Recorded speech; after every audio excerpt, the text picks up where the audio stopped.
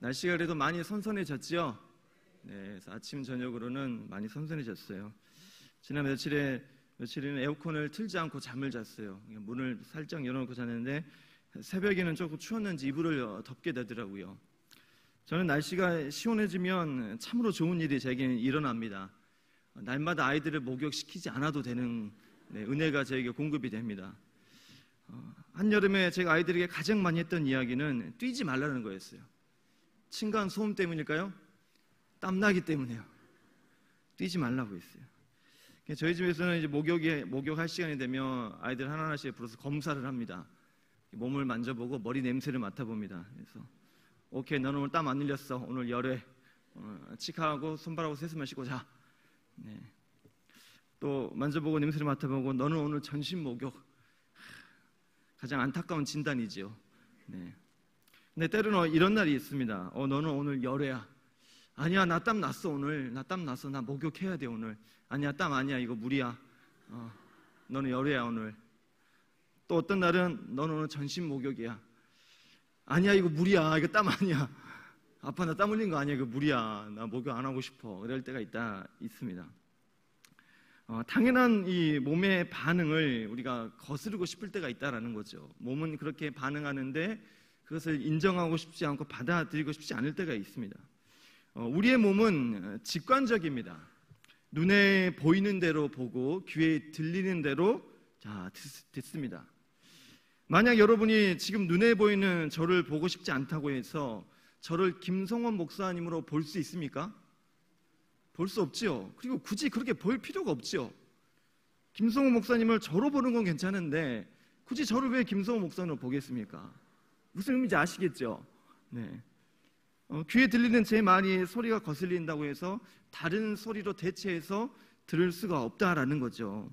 우리 몸은 직관적이라서 보이는 대로 들리는 대로 반응하게 만들어진 존재라는 거죠. 그렇다면 모두가 이 보이는 대로 들리는 대로 반응한다면 똑같은 걸 보고 똑같이 반응하고 똑같은 것을 듣고 똑같이 반응한다면 어쩌면 굉장히 혼란스러울 수 있다는 거죠. 감사하게도 우리는 같은 것을 보더라도 다르게 생각하고 판단할 수 있도록 창조되었다는 겁니다. 당연하고 동일한 몸의 반응을 컨트롤할 수 있는데 그것은 바로 우리의 생각이며 우리의 마음이고 우리의 인격과 성품과 가치관과 신앙이라는 거예요. 우리 안에 있는 내면이 우리 외면에 보이는 반응들을 다르게 컨트롤할 수 있고 다르게 해석할 수 있다는 거예요. 그렇기 때문에 신앙인인 우리는 세상 사람들처럼 눈에 보이는 대로 살지 않습니다. 눈에 보이지 않는 하나님의 실존을 우리는 믿고 죄인들의 눈에 보이지 않는 것을 보고 듣기 위해 우리는 살아가는 그런 신앙인이죠. 그렇기 때문에 우리에게 중요한 것은 우리의 내면의 인격과 성품과 신앙입니다. 우리의 이 내면이 잘 만들어지면 우리는 우리의 눈에 보이는 것과 들리는 것을 다르게 해석할 수 있다라는 거예요. 눈에 보이는 것은 개똥이지만 그걸 약으로 볼 수 있고 귀에 들리는 것은 돼지 목청이라도 그걸 꾀꼬리 소리로 들을 수 있고 절망을 희망으로 보고 실패를 가능성으로 볼 수 있는 능력이 우리 내면 안에는 잠재해 있다라는 겁니다. 만약 우리가 그렇게 우리의 눈에 보이는 환경과 상황을 더 좋은 상황으로 바라보고 해석할 수만 있다면 이 교회라는 공동체, 이 믿음의 공동체가 얼마나 아름답겠습니까? 얼마나 세상 사람들에게 칭찬받겠습니까? 세상 사람들은 눈에 보이는 대로 판단하고 그래서 정죄하고 희망을 잃어 살아가지만 우리는 똑같은 상황과 현실이지만 그 상황을 우리는 늘 긍정으로, 늘 감사로, 늘 기쁨으로 해석하고 살아간다면 교회라는 공동체가 얼마나 귀하고 아름답겠습니까? 지금까지 살펴본 룻기의 말씀을 좀 요약하자면 베들레헴에 살고 있는 이 엘리멜렉의 가정은 베들레헴에 일어난 이 기근을 피하고자 어쩌면 금지된 땅, 하나님이 허락하시지 않은 땅 모압으로 갔습니다. 잠깐 살려고 갔는데 생각보다 살기가 좋아서 거기에 거주를 하게 된 거죠. 그런데 그 과정에서 엘리멜렉이 죽었죠. 그리고 나오미는 두 아들마저 잃어버리게 된 상황이에요. 그에게 남은 것은 모압 여인들, 즉 이방 여인인 두 며느리만 남은 상황이에요. 자신의 삶을 앞으로 바라보니 희망이 없는 거죠. 아무런 해답이 없어요. 차라리 이방 땅에서 이렇게 사느니, 베들레헴에 양식이 있다는 소리를 들었으니 차라리 거기로 가서 보리 이삭이라도 얻어먹고 살자라는 결론을 내리고 두 며느리를 보내고 자신은 모압 베들레헴으로 가고자 하는 것이 그의 결정이었죠. 그런데 아무런 희망도 없는 이 나오미, 약자와 같은 이 나오미를 그래도 아직은 희망이 남아있는 조금 더 강자인 이 룻이 그를 품고 안아서 함께 베들레헴으로 동행하기로 합니다. 한 줄기 희망을 가지고 베들레헴으로 간 거죠. 이 모압과 이 베들레헴의 거리는 한 100km 정도 됩니다. 짧은 5일 그리고 한 10일 정도의 거리입니다. 그 길을 걸어가면서 그래도 서로 격려하면서 서로 섬기면서 나름 따뜻한 시간들을 보내지 않았을까요? 베들레헴 가면 더 나을 거야. 베들레헴 가면 그래도 살아갈 방법이 있을 거야. 거기에 하나님께서 다시 축복해 주셔서 하나님께서 양식을 주셨다고 하니 더 나을 거야 라는 것이 그들의 생각이었죠.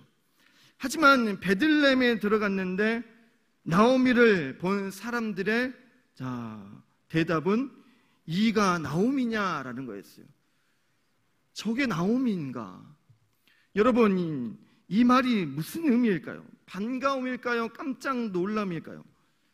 사실은 이 한 문장 가지고 이들이 어떤 의미를 가지고 이 말을 했는지는 우리가 알 수는 없어요.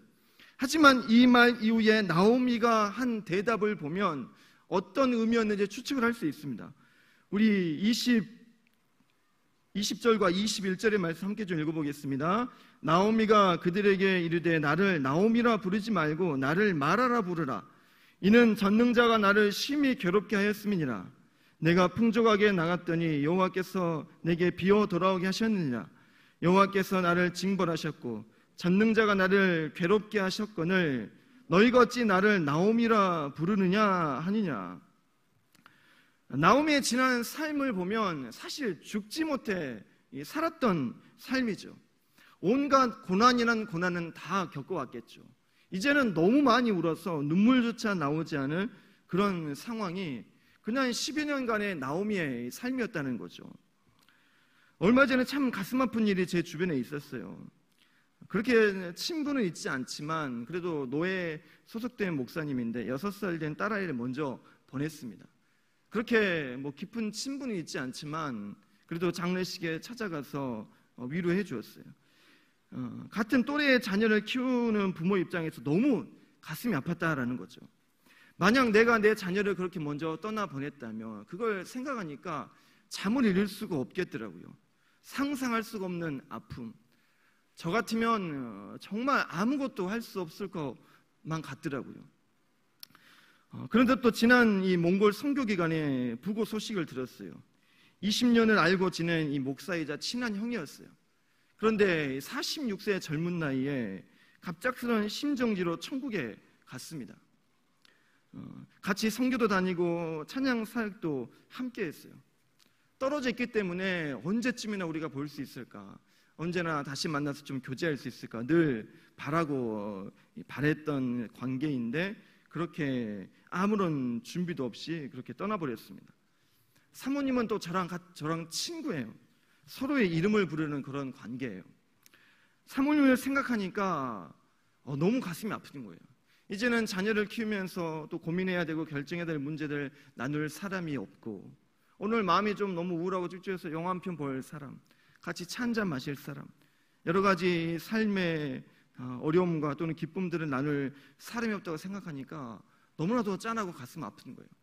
자녀를 잃어버린 것도 굉장히 큰 아픔이지만 배우자를 잃은 것도 굉장히 큰 아픔이구나 라는 것을 느꼈어요. 그런데 지금 나오미는 어떻습니까? 나오미는 남편도 잃었죠. 하나도 아니고 두 아들도 잃었다는 거죠. 어찌 이 잠 한숨 푹 잤겠습니까? 밥 한 끼 정말 맛있게 먹었겠습니까? 진짜 좋은 거 한번 구경하러 다녀봤겠어요? 진짜 이 얼굴에 눈물 주름이 가득했을 것이고 머리는 다 휘어졌을 거예요. 쉽게 설명하면 정말 폭삭 늙지 않았겠습니까? 이런 모습으로 베들레헴에 갔더니 이런 나오미를 보고 이가 나오미냐? 여러분, 어떤 의미일까요? 야, 너 나오미 맞냐? 야, 너 어떻게 이렇게 된 거냐? 도대체 어떤 일이 너에게 있었던 거야? 너 완전 망했구나. 네 인생 진짜 이제 끝났구나. 어떻게 그런 일이, 이런 의미 아니었을까요? 그러니 나오미가 하는 말이 전능자가 나를 심히 괴롭게 하였고 내가 풍족하게 나갔더니 나를 징벌하셨다. 이제 나를 나오미라 부르지 말아라. 나를 마라라 불러라 라고 말할 수밖에 없지 않겠습니까? 이 나오미의 이름의 뜻은 환희, 기쁨, 희락이에요. 그런데 이런 나를 하나님이 징벌하셨고 내게 인생의 쓴맛을 맛보게 하셨다. 그러니 이제 나를 쓴물을 뜻하는, 쓴맛을 뜻하는 마라라고 불러라 라고 대답할 수밖에 없지 않았겠습니까? 너 완전 망했구나. 너 인생 끝났구나. 그래, 나 인생 끝났어. 하나님이 날 이렇게 만드셨어. 그러니 나에게는 이제 환희도 없고 기쁨도 없어, 희락도 없어. 나에게 남은 것은 쓴맛밖에 없어. 이게 나오미의 대답이지 않았을까요? 만약 이들이 와, 나오미구나.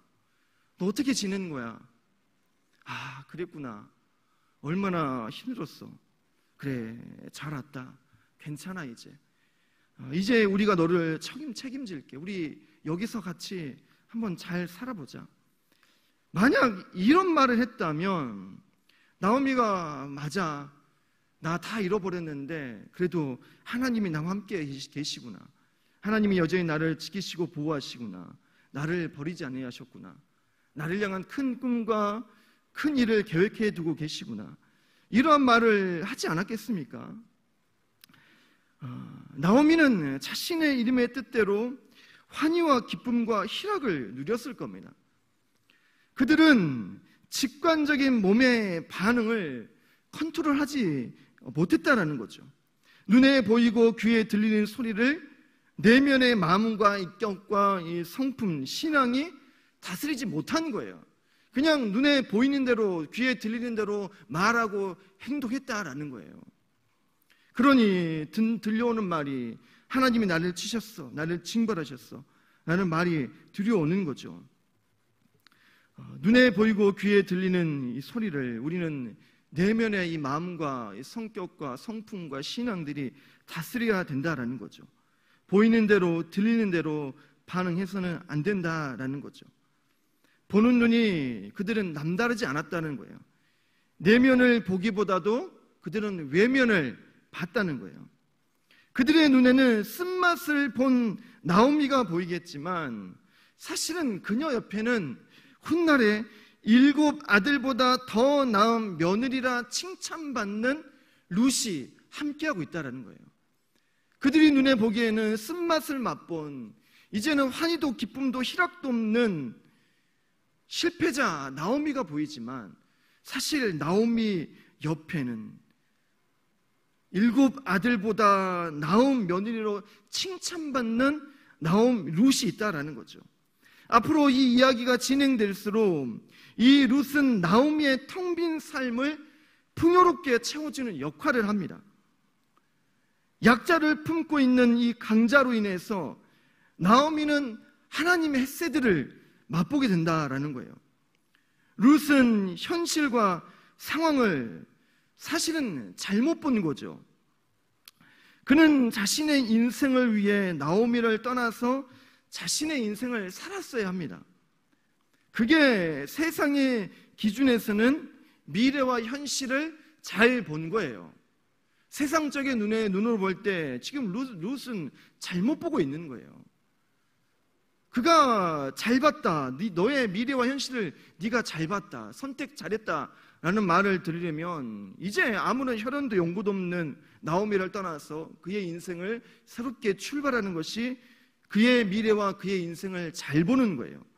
세상적인 눈으로 봤을 때는 룻은 잘못 본 거라는 거예요. 룻은 현실을 보기보다도 그 안에 함께 하시는 하나님을 본 겁니다.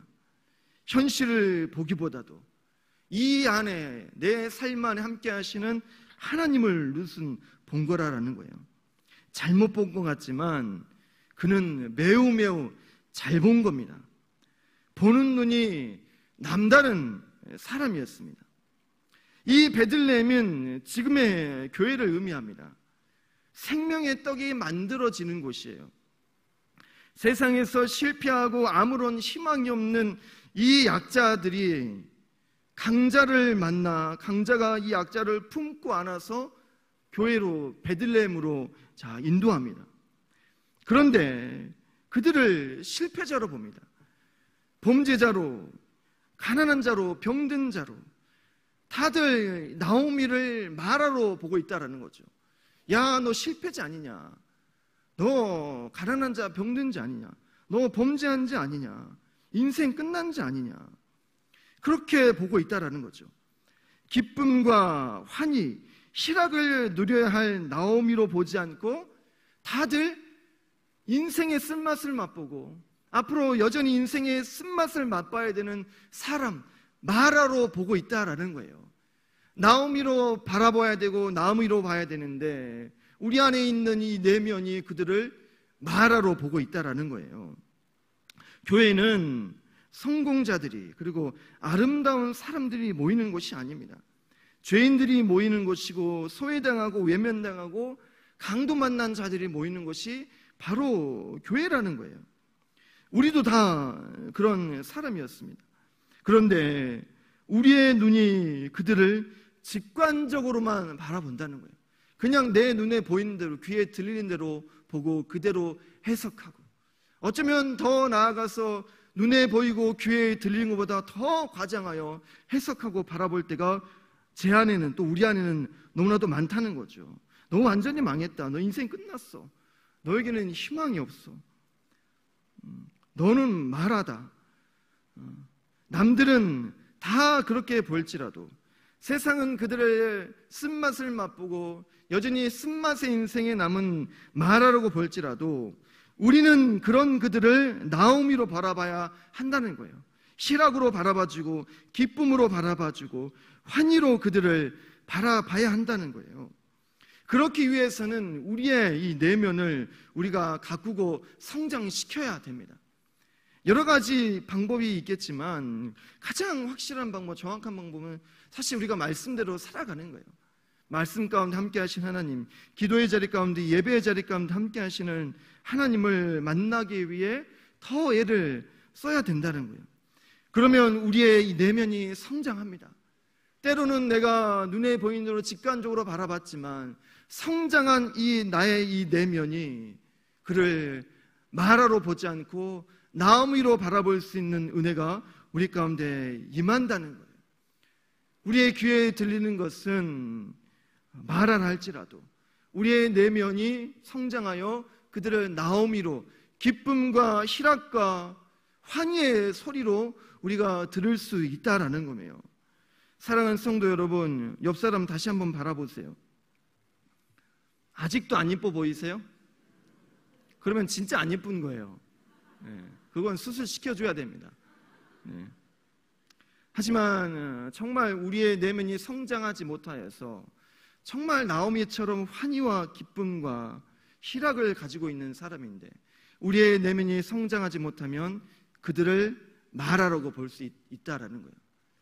또는 우리의 내면이, 우리의 인격이, 우리의 성품이, 우리의 신앙이 정말 성장하면 그가 마라이지만 인생의 쓴맛을 다 본 아무런 희망도 없는 마라로 보이지만 우리의 인격과 내면의 성품이, 우리의 신앙이 성장하면 그런 그들을 우리는 나오미로 바라볼 수 있다는 거죠. 당신의 인생에는 아직 희락이 남아있다. 당신의 인생에는 아직 환희와 기쁨이 남아있다. 그런 희망으로 바라볼 수 있다는 거죠. 사랑하는 성도 여러분, 우리가 보는 눈이 남다른 사람들이 되기를 우리가 축복합니다. 세상 사람들은 직관적으로 눈에 보이는 대로, 귀에 들리는 대로 반응하며 똑같이 살아가지만 신앙을 가진 우리들은 보는 눈이 남달라야 할 줄 믿습니다. 우리의 삶 가운데 다들 절망으로 시대를, 환경을 바라볼지라도 우리의 눈이 희망으로 바라보기를 축복합니다. 다들은 불평, 불만족으로 바라볼지라도 우리는 만족으로 바라보기를 원합니다. 그리하여 어둠이 가득한 이 시대 가운데서 우리의 눈은 밝음을 바라보고 우리의 그 눈의 밝음이 이 어둠을 밝혀내는 참된 믿음의 사람으로, 정말 참된 이 빵과 생명의 땅을 만들어내는 베들레헴이 되기를 축복합니다. 한 주간도 그러한 삶을 살아내시기를 간절히 원하고 소망합니다.